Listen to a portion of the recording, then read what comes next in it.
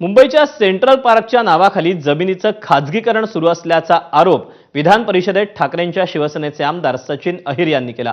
Coaster रोडला jetty बांधली जात असून हेलिपॅड उभारलं जात असल्याचा आरोप अहिर यांनी केला। तर सेंट्रल पार्कवरील जमिनी मोकळ्या राहू द्या अशी मागणीही त्यांनी केली। त्यांच्या आरोपांवर मंत्री उदय सामंत यांनी प्रत्युत्तर दिलं।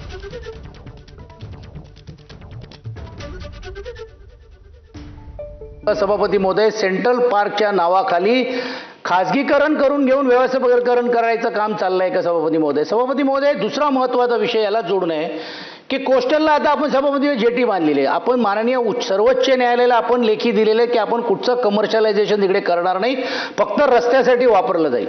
आता तिकडे एक जेटी तयार केली जाते वरळीची, आणि ती जेटी तयार करत असताना त्याच्यावरती हेलिपॅड, आणि हेलिपॅड पण कोणाला द्यायचं काम चाललंय सभापती महोदय? रेमेंडच्या कंपनीला देण्याचं काम चाललेलं आहे। म्हणजे रेमेंडच्या लोकांसाठी, म्हणजे एक तर तुम्ही अडाणीच्या घशात धारावी घातली, अंबानी आहेतच तिकडे, त्यांच्या डोक्यावरती हेलिपॅड करा। आणि सभापती काय गरज आहे सभापती हेलिपॅडला?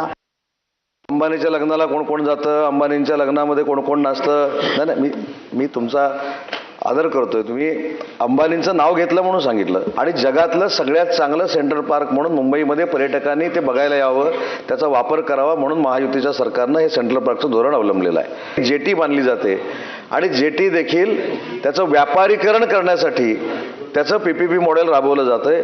हा खरं तर आक्षेप आहे की 102 लोकांनी याला विरोध केला, नक्की विरोध केलेला आहे 102 लोकांनी, पण त्याच्यावर एकाचीही सही नाही। याच्यामध्ये अन्य काही जर सूचना असतील तर त्या लेखी स्वरूपात आपण महानगरपालिकेकडे द्याव्यात किंवा शासनाकडे द्याव्यात। या कुठच्याही इमारतीचं, कुठच्याही जागेचं व्यापारीकरण होणार नाही हे आश्वासन आणि वचन या सभागृहामध्ये मी देतो।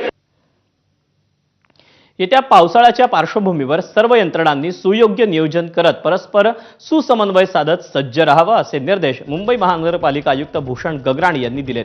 महानगरपालिका मुख्यालय